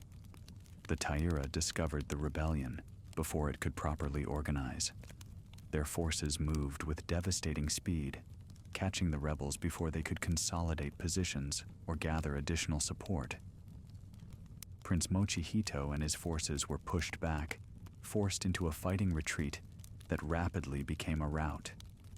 Yorimasa and a contingent of warriors made a stand at the Byodoin Temple near the Uji Bridge, a strategic choke point where a small force might hold off a larger army long enough for others to escape. The position was defensible, the bridge narrow, the temple grounds offering some protection. But the Taira forces vastly outnumbered the defenders, and their victory was inevitable. It was only a question of how long the resistance would last. The fighting was fierce but brief. Yorimasa's forces held the bridge for a time, buying precious hours for Prince Mochihito to flee further, though the prince would ultimately be caught and killed anyway. But as Taira reinforcements continued to arrive, as the arrows ran out and the defensive positions became untenable, Yorimasa recognized that escape was impossible and capture unacceptable. He was 74 years old, had served 8 emperors, had killed the Nue and received the sword Shishio, had lived a life of honor and service and measured success. To be captured now, to be paraded as a trophy by the Taira, to face execution as a rebel after decades of loyal service to the imperial court. This was intolerable. There was only one course that preserved both honor and dignity. Yorimasa withdrew to a building within the Byodoin temple grounds. He composed a death poem, a final statement that warriors in such situations traditionally crafted, distilling their entire life's meaning into a few carefully chosen lines. Like a fossil tree, which has borne not one blossom, sad has been my life, sadder still to end my days, leaving no fruit behind me. The poem's melancholy is striking. Yorimasa saw his life, despite its length, despite the fame from killing the Nue, despite 8 emperors served, as ultimately fruitless. The fossil tree that bears no blossoms is sterile, decorative perhaps, but without purpose or legacy. His life had been sad, he wrote, but ending it in failed rebellion made it sadder still, because he would leave nothing behind, no descendants to continue his work, no fruit to justify the years. After composing the poem, Yorimasa performed seppuku, ritual suicide, by cutting open his own abdomen with a short sword. It was the warrior's death, chosen rather than imposed, maintaining control and dignity, even in final defeat. The pain was extraordinary. Such wounds were designed not for quick death, but for demonstrating the warrior's ability to endure suffering without showing weakness. Traditionally, a loyal retainer would deliver a finishing blow to the neck after the abdomen had been cut, ending the suffering while preserving the suicide's symbolic completion. Yorimasa died there in the Byodoin temple, the sword Shishio at his side, his life's contradictions unresolved. He had killed a supernatural monster and received an emperor's gratitude. He had navigated court politics for decades with skill and success. He had maintained his honor according to warrior codes. Yet he died in rebellion, his cause lost before it truly began, seeing his own life as fruitless, leaving a death poem that spoke more of sadness and sterility than of triumph or satisfaction. The Genpei War that Yorimasa's rebellion helped trigger would continue for 5 more years after his death, eventually resulting in total Minamoto victory and the establishment of the Kamakura shogunate, the first true warrior government that would transform Japan's political structure. But Yorimasa himself never saw that outcome. He died believing his rebellion had failed completely, unaware that Prince Mochihito's call to arms would inspire other Minamoto leaders like Minamoto no Yoritomo to raise their own armies, unaware that his stand at Uji Bridge would become legendary as one of the opening battles of the war that remade Japan. Looking back at Yorimasa's life from the perspective of history, the connections to the Nue take on eerie significance. He gained fame and the sword Shishio by killing a chimeric creature that manifested during Imperial crisis, that embodied the chaos of late Heian instability. Decades later, he died in a rebellion that exemplified that same chaos, that represented the final collapse of the imperial order the Nue had threatened. The monster he killed in 1153 was a symptom of the same forces that killed him in 1180. The breakdown of traditional authority, the rise of warrior power, the transformation of Japan from a court-dominated society to one where military strength determined who held real authority.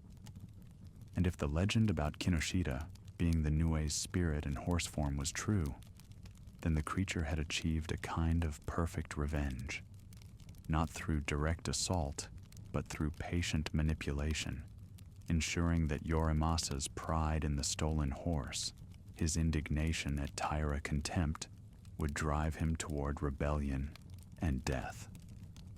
The Nue shot down in 1153 had claimed its killer in 1180, proving that some debts transcend death, that some monsters cannot be escaped merely by killing them.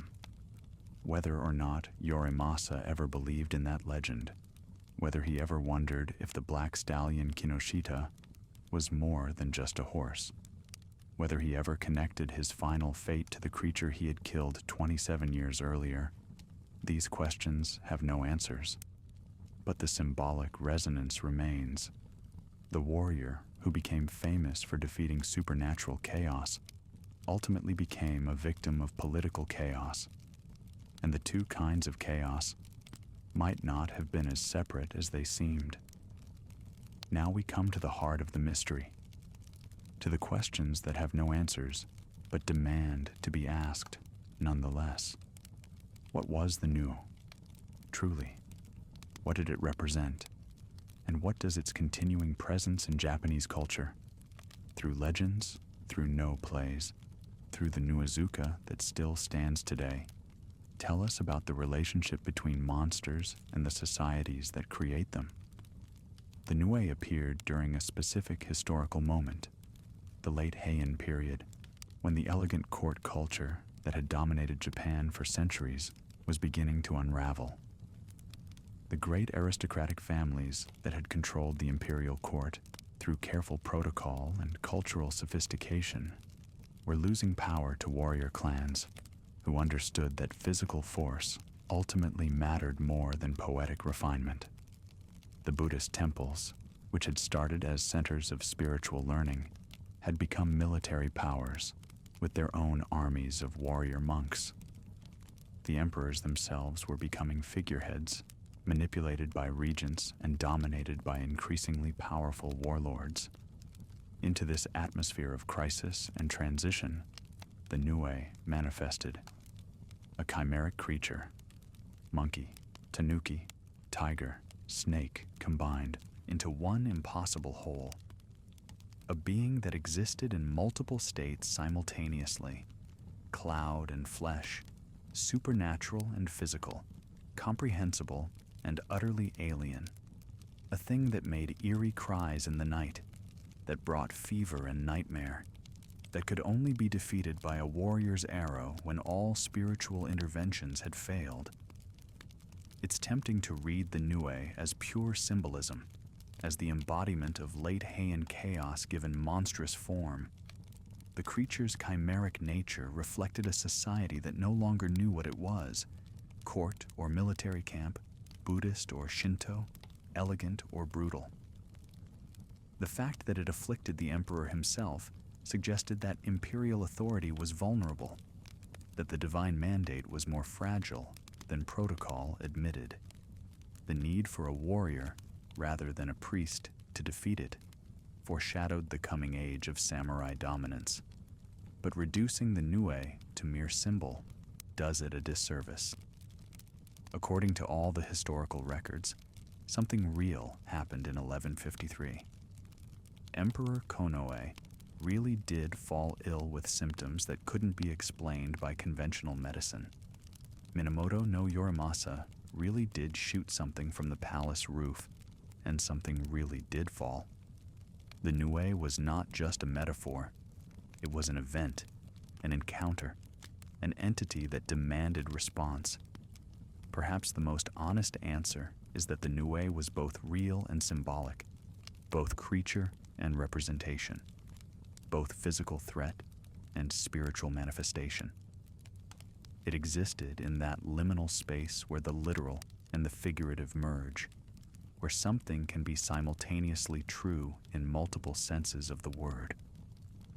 Japanese folklore often operates in this space, refusing to separate the supernatural from the natural, treating spirits and monsters as simply another category of real beings, rather than as either pure fiction or pure symbol. What did the Nu want? The legends offer no clear answer. Some versions suggest it was deliberately tormenting the emperor out of malice or mischief.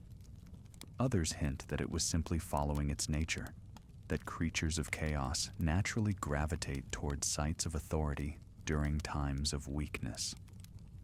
The No play suggests the Nue itself might not have fully understood its own motivations, that it was as much a victim of its chimeric nature as those it afflicted. The mother transformation legend from Kumakogen offers perhaps the most sympathetic interpretation, that the Nue was driven by love perverted into monstrosity, that it was willing to become horrifying in order to create opportunity for Yorimasa to gain recognition. In this version, the creature's apparent malevolence was actually sacrifice, its assault on the emperor, a gift to the son who would kill it. But even this interpretation leaves questions. Did the mother know her son would be the one summoned to kill her? Did she intend to die? Or did she hope merely to create crisis without paying the ultimate price? When the arrow struck, did she feel betrayed or fulfilled? And what about the Nu's suffering? The No play emphasizes this. The creature boxed into a dugout canoe and discharged to the bottom of the dark water, denied dignity in death, abandoned and unmourned while its killer received rewards and recognition. Is there justice in this disparity? The Nue had tormented an emperor, brought supernatural affliction to the heart of Imperial authority, violated the boundaries that should have protected the most sacred spaces. Surely such a creature deserved no honor, no respect, no gentle treatment in death. Yet the play's ghost makes a compelling counter-argument. The Nue didn't choose to be chimeric, didn't ask to embody chaos, simply found itself existing as a violation of natural law. Its very presence was transgressive, but was that its fault? If the late High-End period's instability created conditions where such creatures could manifest, is the Nue responsible for appearing? Or is it merely the most visible symptom of deeper problems? The multiple burial sites and legends suggest that the Nue's death was not a simple conclusion, but a multiplication of unresolved questions across the landscape. The corpse in Osaka, the fragments at Lake Hamana, the bones at Kiyomizu-dera, the spirit in a Zogaike pond, the ghost in the no play, all of these suggest that the Nue could not be fully killed, could not be completely erased, remained present in fractured form even after its physical destruction.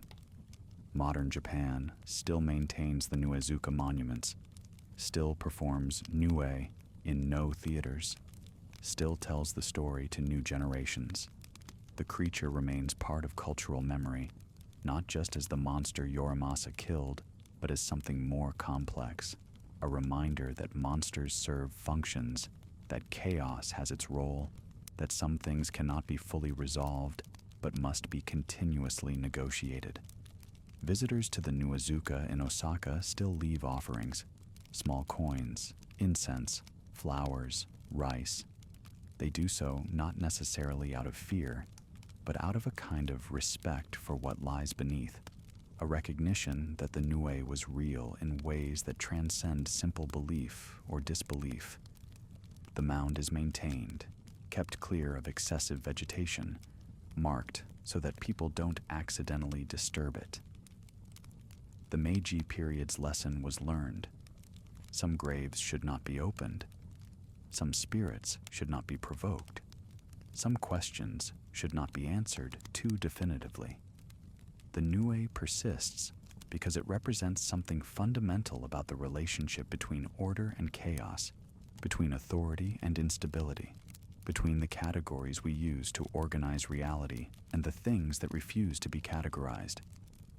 It was monkey and tanuki and tiger and snake, four creatures that should never combine but did. It was cloud and flesh, supernatural and physical. It was threat and symptom, both dangerous and diagnostic. Yorimasa killed it, but did he solve anything? Emperor Konoe recovered, but the late Heian period's instability continued to worsen. The Taira clan's dominance increased until the Genpei War destroyed them. The imperial court lost effective power to warrior governments. The elegant culture of the Heian aristocracy gave way to the martial ethos of the samurai. Everything the Nue seemed to represent came to pass despite its death. Perhaps this is the deepest lesson of the Nue legend, that some monsters cannot be killed because they are not truly separate from the world that produces them. The Nue was late Heian chaos made flesh, and killing it no more solved the underlying crisis than shooting a thermometer cures a fever. Yorimasa's arrow flew true, the creature fell, the emperor recovered. But the deeper disease continued, and within decades the entire political order that the Nue had threatened would collapse completely. Yet recognizing this doesn't diminish Yorimasa's achievement. He did what he was called to do, fulfilled his duty as warrior and protector, used the sacred arrow inherited from demon-slaying ancestors to strike down something impossible. Whether that solved the underlying problems was not his responsibility. His job was to remove the immediate threat, and he succeeded. Sometimes that's all anyone can do. Address what's in front of them, accept that larger questions remain unsolved, find meaning in the specific action, rather than the ultimate resolution. The Nue's ghost in the No play asks to be saved and illuminated, to be lifted from the darkness into which it sank together with the moon. Whether that salvation ever comes is left ambiguous. Perhaps it's impossible. Perhaps chimeric beings cannot achieve the unity required for spiritual peace. Perhaps it's ongoing. Perhaps each performance of the play, each offering at the Nwizuka, each retelling of the legend provides a small measure of illumination. Perhaps it's unnecessary. Perhaps the darkness the Niue occupies is not punishment, but simply the natural state of beings that exist between categories, and the ghost's lament is not true suffering, but nostalgia for a unity it never actually possessed. Let us return, finally, to that night in 1153, to the palace gardens where Yorimasa waited with his bow, to the moment before the arrow flew, to the last instant when the Niue still lived, and the emperor still suffered, and the outcome was uncertain. This is where the story began, and in a sense, this is where it continues to exist, in that eternal moment of confrontation between warrior and monster, order and chaos, known and incomprehensible. The moon hung heavy above the Imperial palace, full and bright, illuminating the palace grounds with silver light that turned the carefully raked gravel into patterns of light and shadow. Cherry trees stood bare, their spring blossoms months away, branches creating intricate silhouettes against the night sky. The air carried the scent of incense from the temples, the earth smell of the gardens, and something else, something wrong, like ozone before a storm or decay masked by perfume. Yorimasa's hands were steady on the bow. 3 generations of warriors had held this weapon, had drawn this string, had faced threats both human and otherwise. The sacred arrow notched against it carried the weight of demon-slaying lineage, of consecrated steel and blessed bamboo and mountain bird spirit. This was not just a warrior about to shoot a monster. This was continuity, tradition, accumulated duty spanning generations, all compressed into the space between heartbeats. The bow knew this moment. The arrow understood its purpose, and Yorimasa, standing in moonlight with death in his hands, became the conduit through which history would flow. Above the Imperial palace, the black cloud thickened. "You, you," came the cry, and Yorimasa felt, rather than heard it, a vibration in his bones, a wrongness that bypassed the ears and spoke directly to some deeper sense that recognized threat before consciousness could name it. The cloud moved like muscle beneath skin, like something alive struggling to break free of a membrane that barely contained it. Ino Hayata crouched nearby, his presence solid and loyal, his sword ready for the moment after the arrow struck. 2 men in a garden, facing something that 4 kinds of creatures had combined to create, something that existed in multiple states simultaneously, something that should not be, but was. The Emperor lay fevered in his chambers, trapped in nightmares where chimeric faces watched from shadows and multiple heartbeats echoed in darkness. The court held its collective breath. The priests had exhausted their prayers. The Onmyoji had performed every exorcism known to their art. Now there was only this: a warrior's arrow, a bow's tension, the hope that physical force could succeed where spiritual intervention had failed. Yorimasa breathed in, held it, let it out slowly. His heartbeat slowed to the steady rhythm of ceremonial drumming. The garden's night sounds faded until there was only the whisper of wind through bare cherry branches and the subtle rustle of the black cloud settling onto the palace roof like a predator preparing to strike. The Niue shifted within its darkness, and Yorimasa saw it. Just a glimpse. Just enough. The outline of impossible anatomy, the suggestion of monkey face and tiger limbs and snake tail all existing in wrong harmony. The creature that chaos created, that late Haiyan instability had manifested, that Imperial vulnerability had summoned from whatever space monsters inhabited before becoming real. The bowstring sang. The arrow flew. Time suspended itself in deference to the moment. And then the shriek. That terrible, inhuman cry that was acknowledgement and rage, and the first recognition of mortality, all compressed into sound that scraped against the edges of human hearing. The Nue fell. The Emperor's fever broke.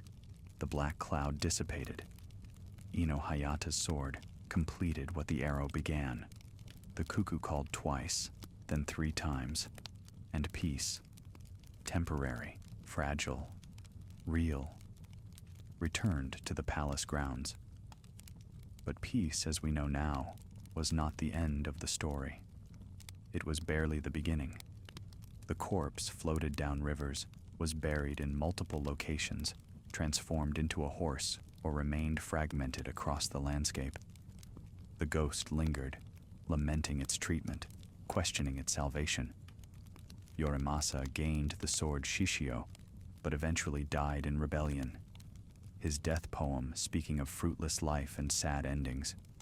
The Nue persisted, in legends, in no plays, in burial mounds that still stand today, in the questions that have no answers but refuse to be forgotten. What was it truly? Monster or martyr? Malice or symptom? Evil or necessary?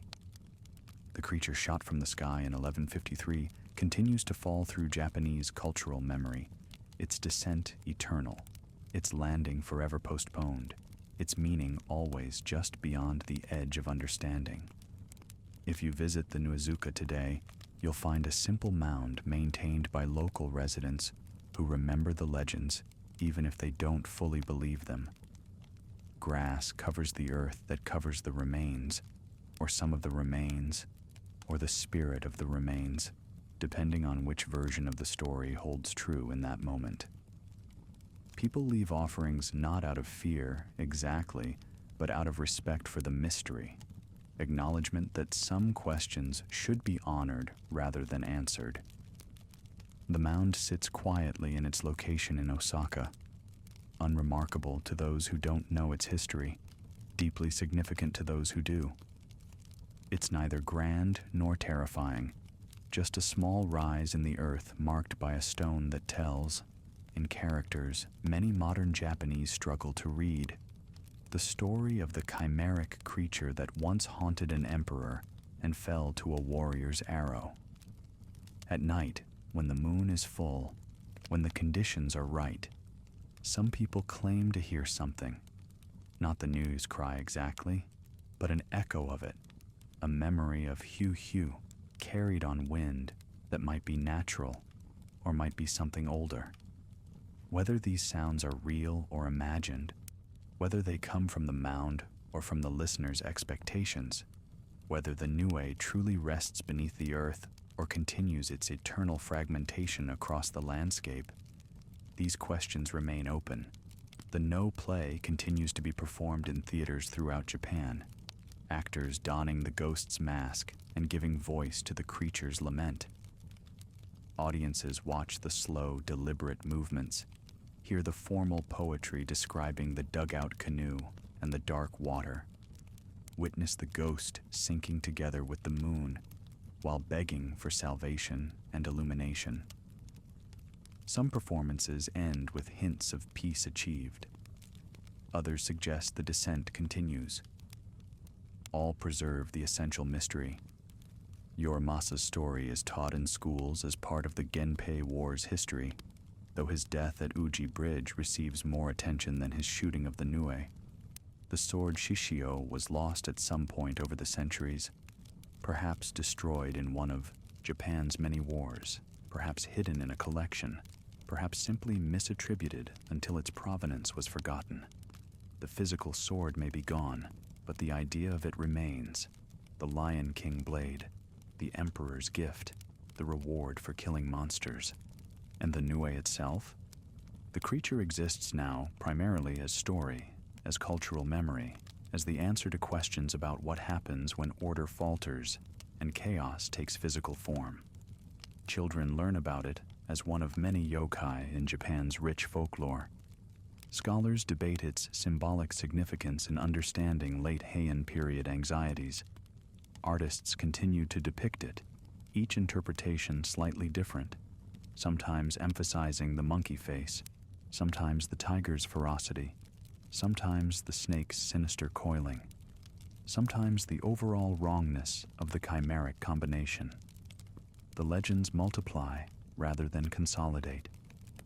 New versions emerge, adding details or changing emphasis, ensuring that the Nue remains alive in the way stories stay alive, through constant retelling, through adaptation to new contexts, through refusal to be fixed in a single definitive form.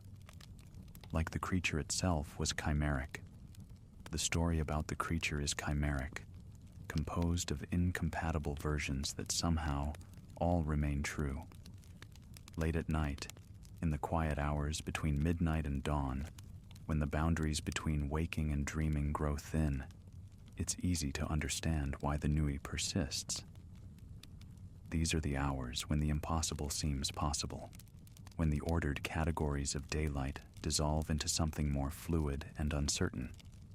These are the hours when a cry of "Hugh, Hugh" could be just a bird, or could be something that remembers being more than a bird, could be natural sound, or could be the echo of 1153, still reverberating through time. The palace gardens where Yorimasa stood with his bow are gone now, rebuilt and reconfigured countless times over the centuries. The Imperial Palace was destroyed and reconstructed according to changing architectural styles. The modern Kyoto Imperial Palace preserves some sense of Heian-era design, but the specific courtyard, the exact gravel paths, the particular cherry trees that witnessed that night, these are lost to time's inevitable erosion. Yet the story remains more real than the physical locations. People can visit the site and imagine Yorimasa notching his sacred arrow, can picture the black cloud settling over the emperor's chambers, can almost hear that eerie cry cutting through darkness. The story creates the space it needs, overlaying modern reality with historical memory, allowing the Nue's descent to continue in imagination, even when physical evidence has long since crumbled. Emperor Konoe himself died young, just 18 years old, in 1155, barely 2 years after the Nue was killed. Official records say he died of illness, but some wondered if the supernatural affliction had left lasting damage, if the creature's touch had weakened him in ways that couldn't be fully healed. His reign became associated with the Nue incident, his identity forever linked to being the emperor who was tormented by a chimeric monster and saved by a warrior's arrow. The pattern repeats across the legend. Everyone touched by the Nue remains defined by that contact. Yorimasa is remembered as the man who killed it. Ino Hayata is known for delivering the killing blow. Emperor Konoe is the emperor it afflicted. The villages along the rivers where the corpse floated are forever places where the Nu passed. The creature marked everything it encountered, left its trace on everyone who came near it, ensured that its death would be as significant as its life. This is what monsters do. They create stories that outlast them, leave scars that become defining features, transform ordinary people into heroes or victims or witnesses to the impossible. The Nue succeeded in this even as it fell from the palace roof, even as Hayata's sword separated head from body, even as the corpse was boxed into a dugout canoe and sent away to be forgotten. It was not forgotten. It cannot be forgotten. The Nu persists because it represents something essential about the relationship between order and chaos, because it embodies questions that every society must confront about what happens when the boundaries fail, because it reminds us that monsters are often symptoms rather than diseases, reflections rather than separate entities. The late Heian period that produced the Nue eventually collapsed completely, giving way to centuries of warrior rule, to the Kamakura and Muromachi and Sengoku periods where martial power determined authority and elegant court protocols became increasingly irrelevant. The world the Nue threatened was destroyed not by the creature, but by the forces it represented: the rising samurai class, the breakdown of aristocratic control, the transformation of Japan from a culture dominated by court aesthetics to one shaped by military realities. Did the Nue know this? When it manifested as black clouds above the Imperial palace, when it cried, "Hue, hue," in the darkness, when it brought fever and nightmares to Emperor Konoe, did it understand that it was both omen and symptom, both threat and diagnosis? The no play suggests uncertainty. The ghost doesn't fully understand its own nature, can't quite articulate what it was or why it did what it did, only knows that it fell and now seeks salvation, or at least understanding. Perhaps that's the most honest answer we can give. The Nue was real, and the Nue was symbol.